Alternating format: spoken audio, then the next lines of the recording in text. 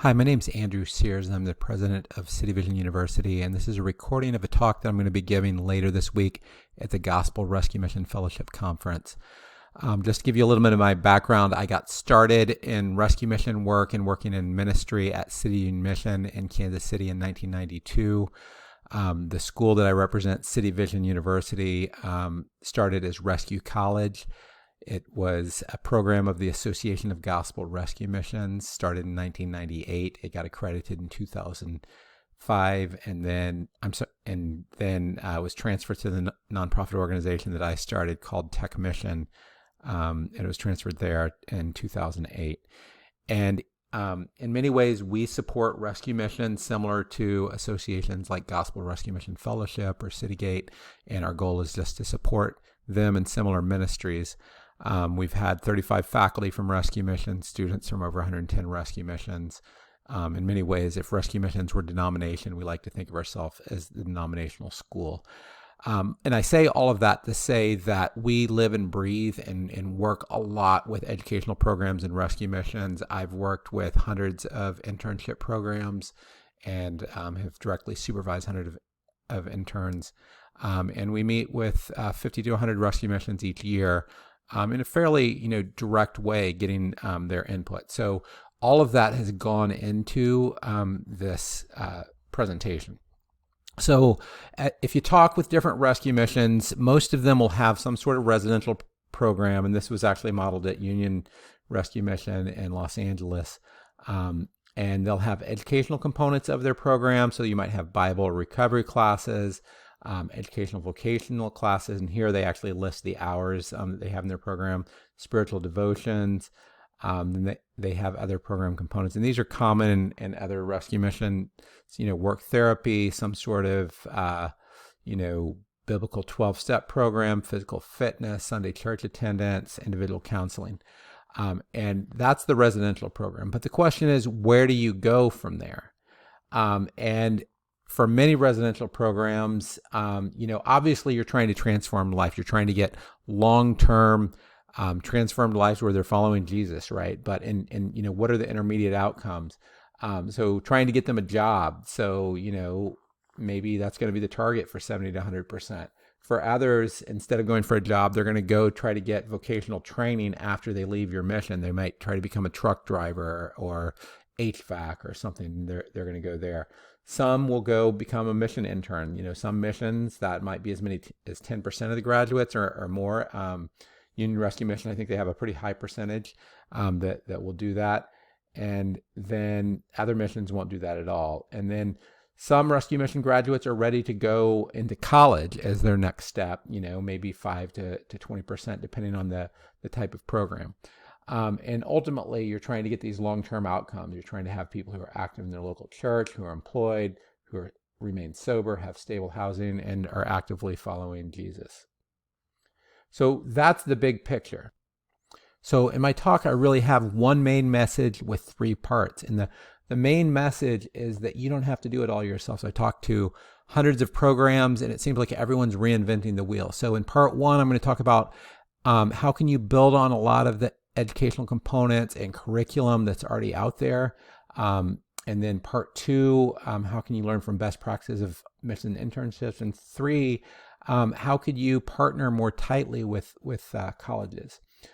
So that's really the message here. So now many rescue missions will have some sort of curriculum plan for their residential recovery ministry. So this is one that one of our partners, St. Matthew's House, has, and they have different modules that they'll have people go through.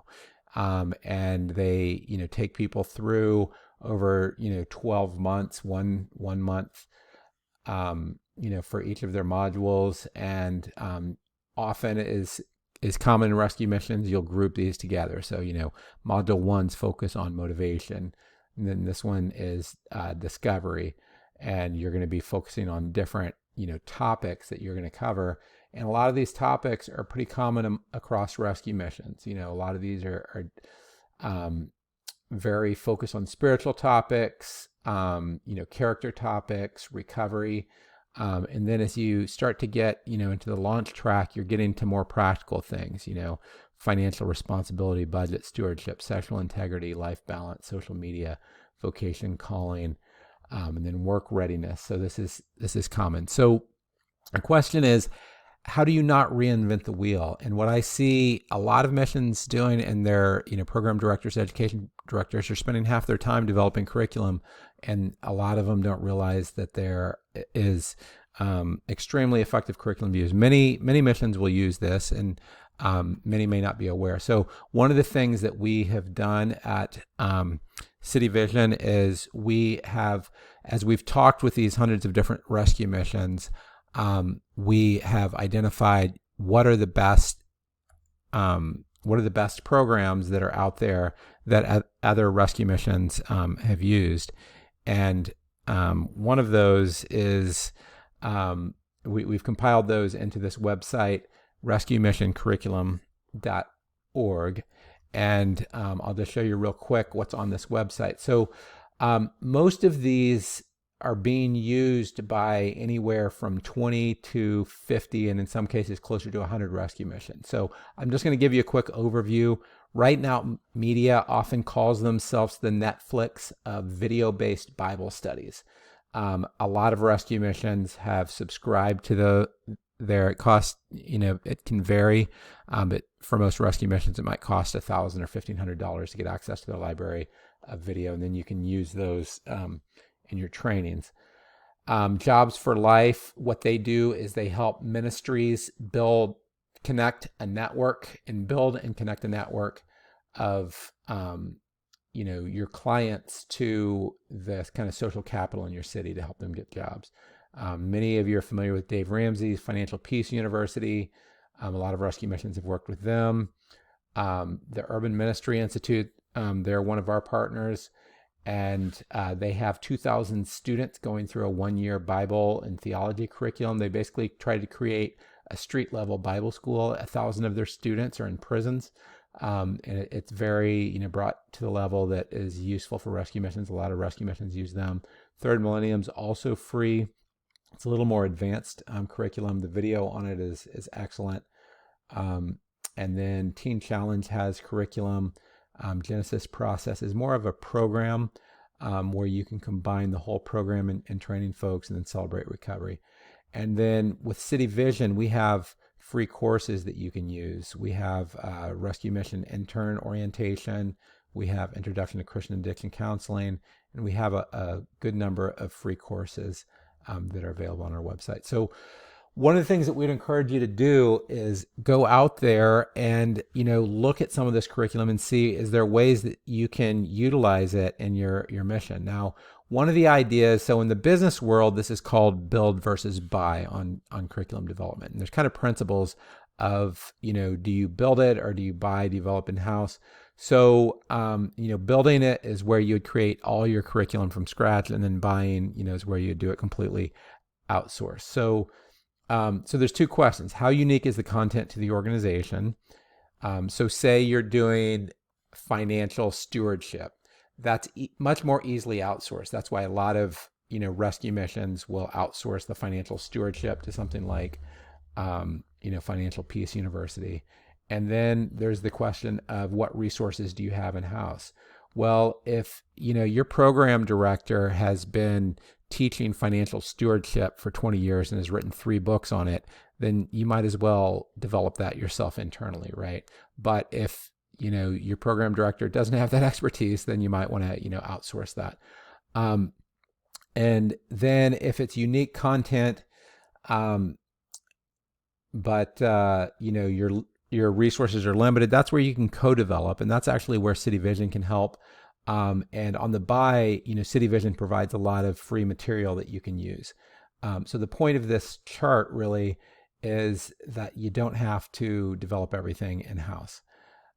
So some of the questions on build versus buy is, how closely aligned does the outside curriculum align with your values? So, what some people have said, using the Dave Ramsey material is it's closely aligned, but sometimes the examples are focused on assuming people have money, because a lot of the things are focused on investing, where That's not where a lot of rescue mission clients are.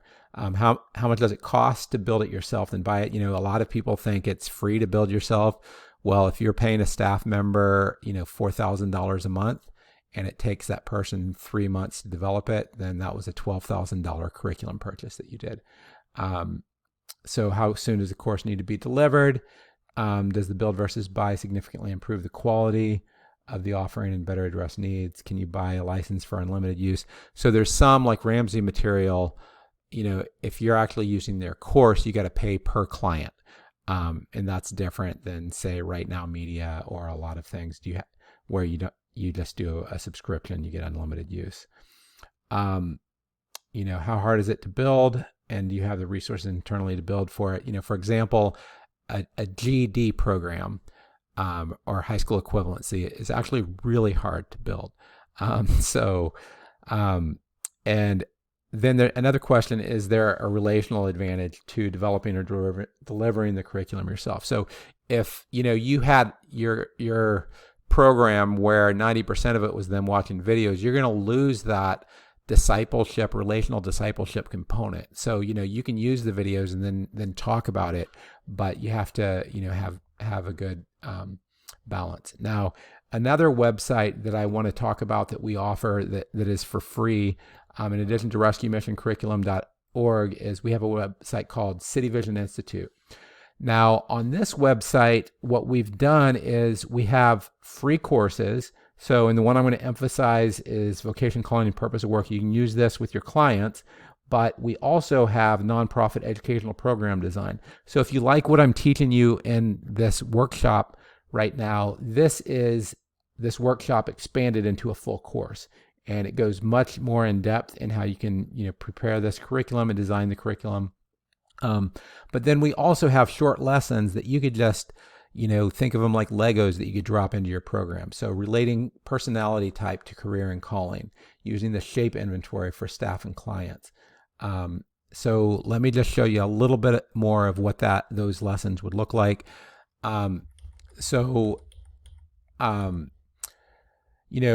Many of you are familiar with Myers-Briggs as a personality type. There's been a lot of resources that have been done to map Myers-Briggs to career. Now, you don't want to oversimplify it, but it can be helpful, to know if someone's an introverted, detail-oriented person, then for them thinking about being an accountant may be helpful, right? Whereas being a salesperson may not be as helpful. So, Myers-Briggs and mapping that. So what we have is we have resources that will help people, both take a free Myers-Briggs test and then connect them with videos and articles that will help them think about their calling based on that. Now, I found with rescue mission clients, more helpful than Myers-Briggs is actually Holland Codes, because part of the advantage of Holland Codes is it's similar, but it's actually in some ways more simple. And you go into these different parameters, thinking, building, organizing, persuading, helping, creating. But it's much more vocationally oriented, and it's actually tied in with the Department of Labor has a website called My Next Move, and then it also connects with ONET. So this is an example of someone who took the Holland Code test and the different results that they got from that Holland Codes test. And part of what's interesting out of that is you can click on, so say you have a client that has doesn't even have a high school diploma. They could click here and it would show the types of jobs they could get. If they have a high school diploma, it would show them the types of job they could get, or an associate's or a bachelor's. So based on their Holland Codes, it can help connect them with jobs. And what this would look like, there'd be an intermediate page where it'd show a list of jobs, but then for each particular job, it's going to show the knowledge, the skills, the abilities, the personality type that's needed, the technology, the education. So this is a business teacher at post-secondary. Probably not a lot of your clients are going to be, being a business professor. But they could see, you need a doctorate degree or a master's degree. You can see the average salary on these things, and this connects, and all this is kind of connected seamlessly if you, use this lesson that we have. So as I mentioned, you can use the vocation, calling, and purpose of work. And one of the other tools that we have both in that course and independently is the shape profile. And this was developed by Rick Warren and Saddleback Church, and a lot of groups have used this. We've adapted that template and provided some other tools. And it's a fairly easy exercise that you can just have your clients do. Where they look at, their spiritual gifts, their heart orientation, their abilities, their personality type, which I just talked about, and then some of their experiences. So those are just some free tools that we provide. What we're really trying to do in this talk and in general is provide you with a toolkit that can help you do your job better. So some of the components that we also have an exercise where people do Lifeline. I mentioned the Myers-Briggs and Holland Codes, shape exercises. We talk a lot about Christian worldview. You can use some or all of this. So that's the summary of the first part. I think the message of that was largely look at the outside curriculum out there. Make sure that you've done your homework. If you want to build it yourself, that's fine. But where you can, reuse things. This isn't like the world 20 years ago. Now just about everything's on the internet, and you can buy tons of things. So that's the first part, the educational component. The second part is internship programs. So as I mentioned, I've personally supervised hundreds of interns. We've partnered with organizations and have worked intimately with hundreds of other interns and internship programs. I'm going to start off talking a little bit of some of the legal issues and the categories of interns, but then I want to focus a lot on some of the best practices and where I see internships going wrong. So the type of interns, there are trainee interns, there's academic interns. So that's where it's similar to the trainee, but they're getting credit at an academic institution. And I put interns in quotes because stipend volunteers are actually not interns, but a lot of organizations, will consider them in a similar category. Typically, that's work that might be done by volunteers at 20% of an employee rate. So whenever I did summer staff at City Union Mission in Kansas City back in 1992, I was paid $1,000 for working the entire summer. So that was a stipended volunteer. An apprentice typically is going to be where you're in a skilled trade in a registered apprentice program. Sorry for the typo. So what's the definition of a trainee or an intern? This is set by the U.S. Department of Labor. If you don't follow these rules, then you can fail an audit and be severely fined. So it's someone who receives training, though it includes actual operations of the employer's facilities. It's similar to that which might be given at vocational school. So you could say if they were being trained in ministry, if they were being trained in rescue mission work. Training is for the benefit of the trainee. That's one of the key legal considerations. That it needs to primarily be benefiting the trainee. You can't displace a paid employee and must work under close supervision. The employer that provides training, basically they're trying to weigh between 3 and 4. They're saying, are you benefiting the trainee more, or are they want to protect them from exploiting the trainee? And make it clear that the trainee is not entitled to a job at the conclusion of the training period. And the trainee may not be entitled to either wages or, for time that's spent in training. So for example, if you had an intern that was working with you, but also taking classes with City Vision University, you would make it clear that the time that they're spent in City Vision University classes, they wouldn't be getting paid for that time. So that is some of the legal issues. Now, what I want to talk about is I've seen hundreds of interns and hundreds of intern programs, and why do these programs fail? And the reality is the reasons for why they fail, it's actually changed over time, because they're what was happening 20 years ago has changed significantly. The biggest thing, and this is one of the mistakes that I made, is the ministry hires too many unprepared program graduates as interns, or unprepared people as interns just in general. So I've talked to some ministry. I talked to a ministry that had nearly 100 employees, and they said all but 5 came through the ministry. If you have that many interns, then that might, and that might create issues. The ministry doesn't adequately compensate interns, so they get too many interns that create dysfunction. So I've seen ministries that they consistently get dysfunctional interns.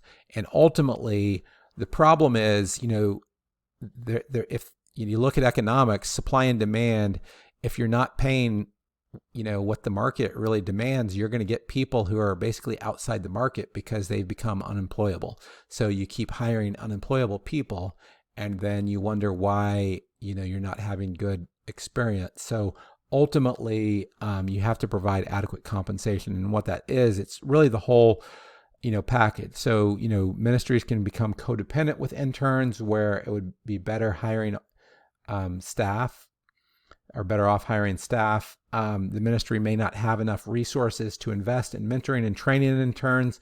So the program devolves into a mechanism to pay below minimum wage.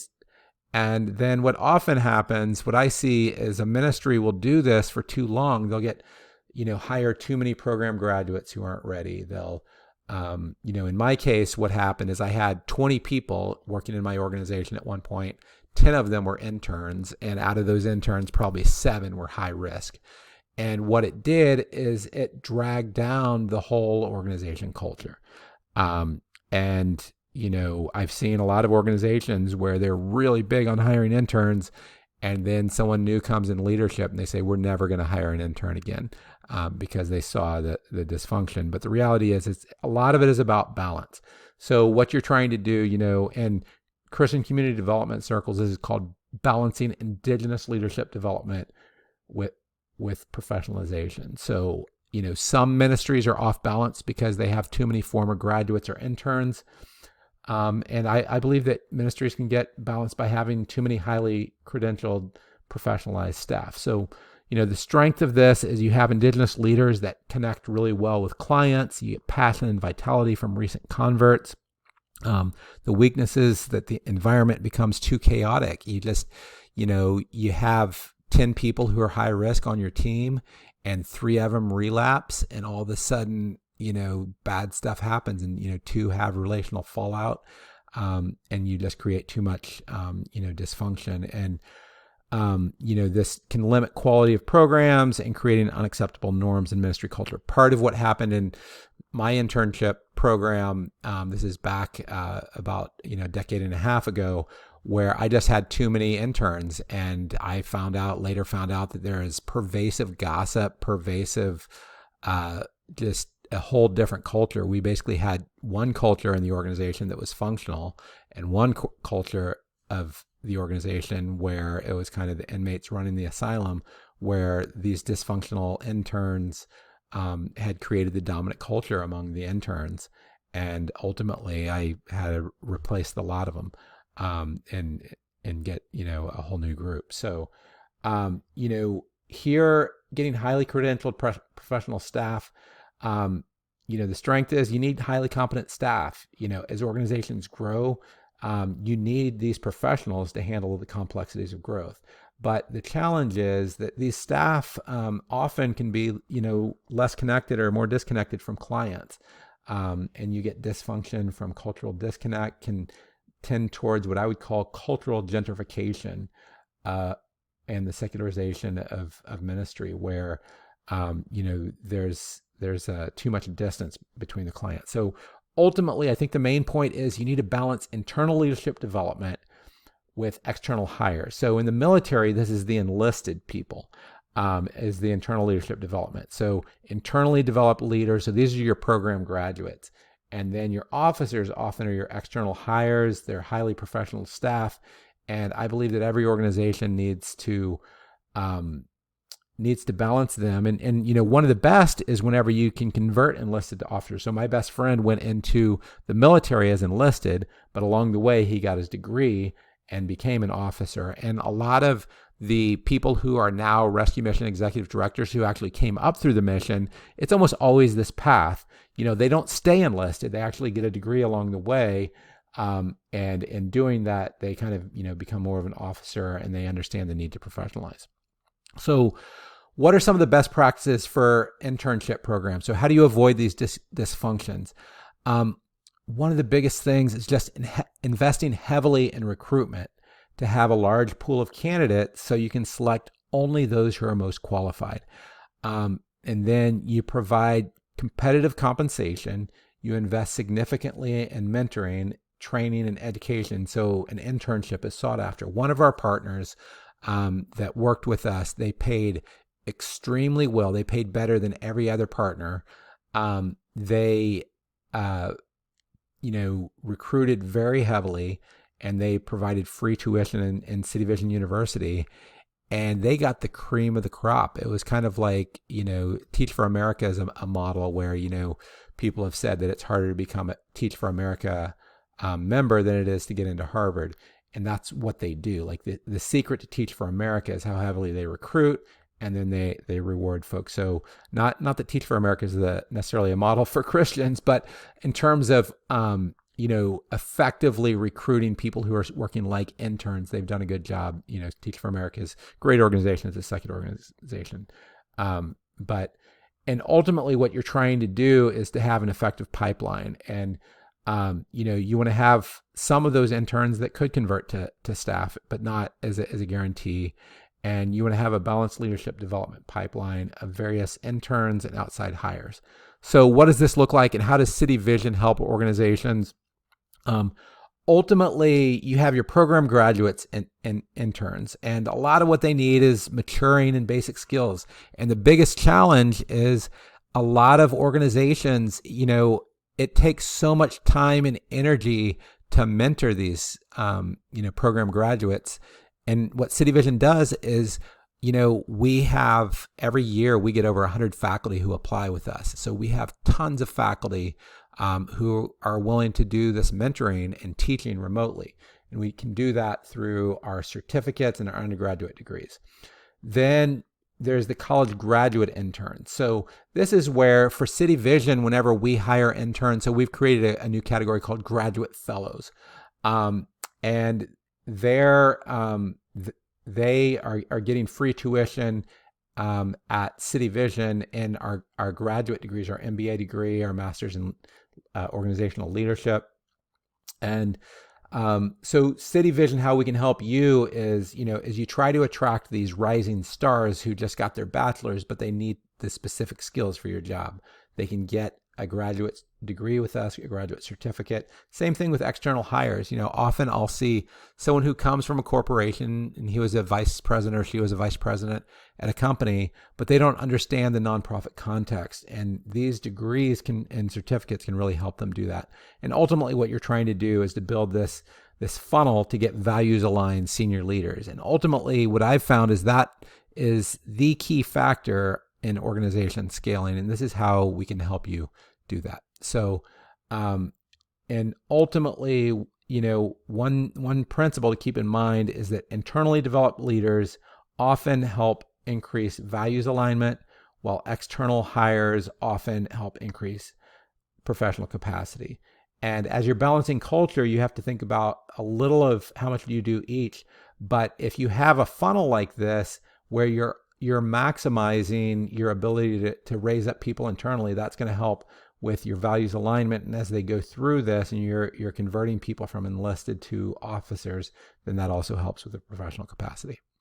So that's the quick summary for interns. Now, the next part, I want to talk about some of the best practices for educational partnerships.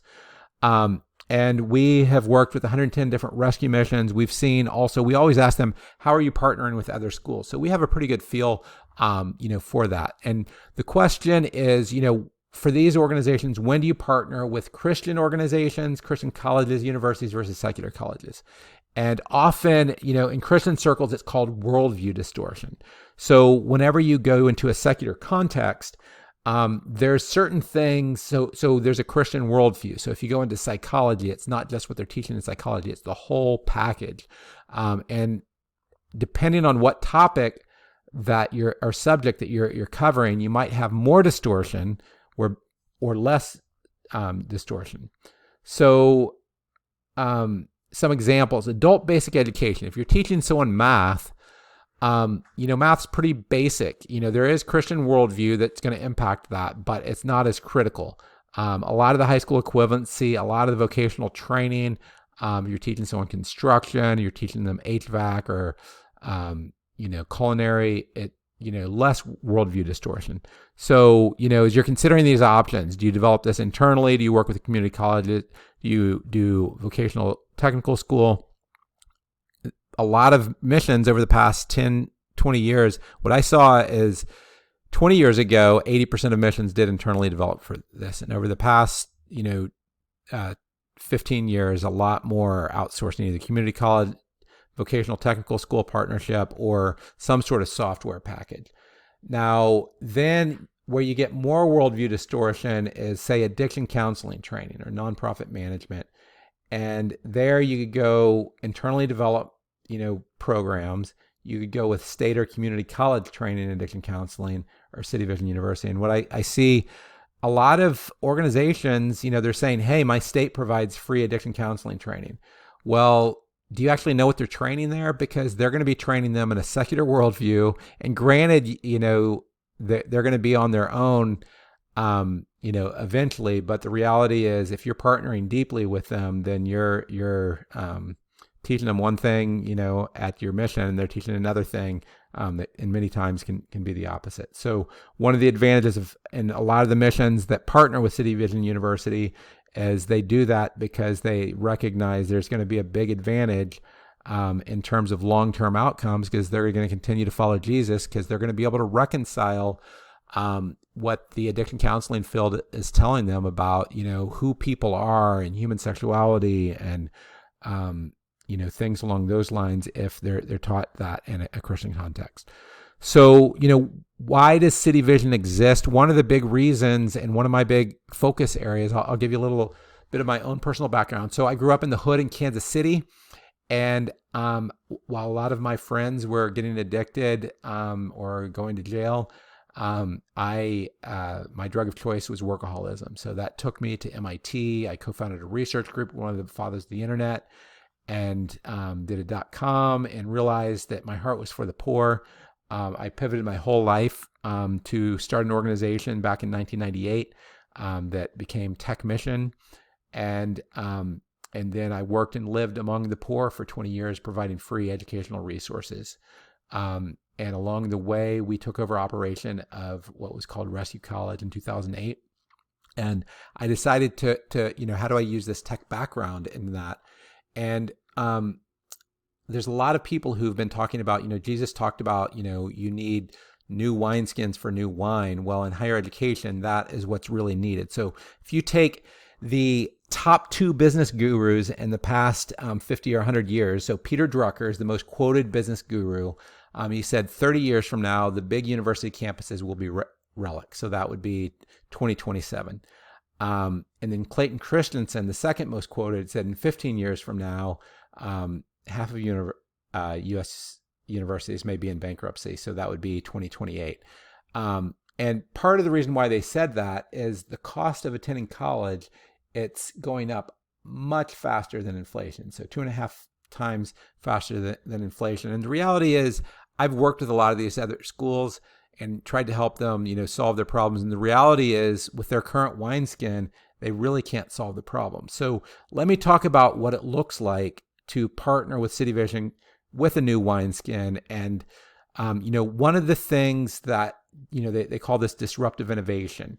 And one of the things that happens in disruptive innovation is, PCs disrupted mainframes, mobile phones disrupted PCs, and those things remain. They don't completely go away. We still use our PCs, but there's 10 times as many mobile devices as there are PCs. And the same thing's happening with higher education. I'll use an example. So, a mission might partner with a local school, and over a year, they might send, anywhere 2, 3, 4 people to a local school. How we partner and how we get, the 10 times. So St. Matthew's House has been one of our best partnerships. They grew from 1.5 million to 33 million in 8 years. So they had a huge need for training.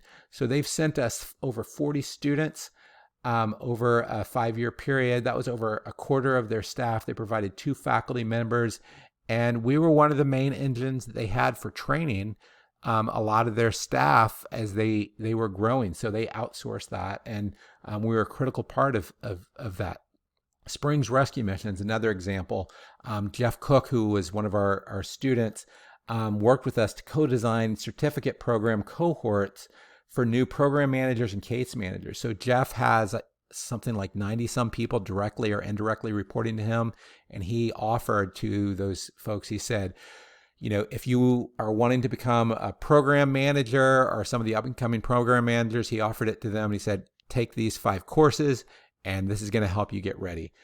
Same thing, he had a lot of people who, they're just the night shelter supervisor, and he wanted them to step up their game to become a case manager and not just call themselves a case manager, but actually know how to do legitimate case management. So they sent us 18 students. And Souls Harbor Rescue Mission, they sent us 20 students, and actually Michelle Porter, who was actually City Vision's first graduate, founded 2 rescue missions.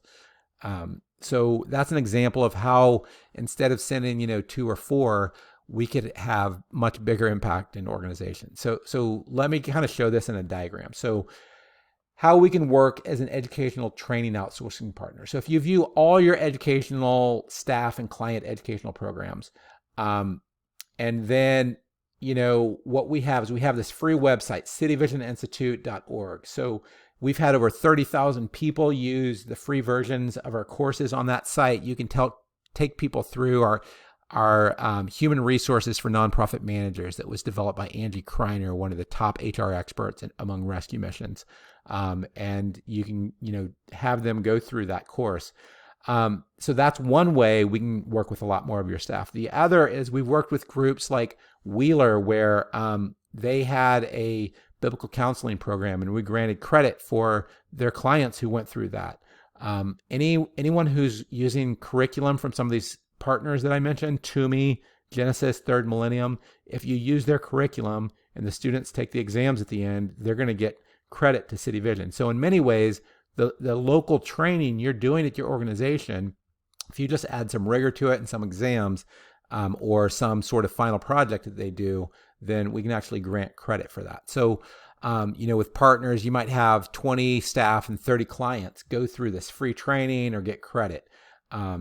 And then, your organization might have 10 people who go for the accredited. This bottom part is the accredited education. So this is just free resources that we're providing to you.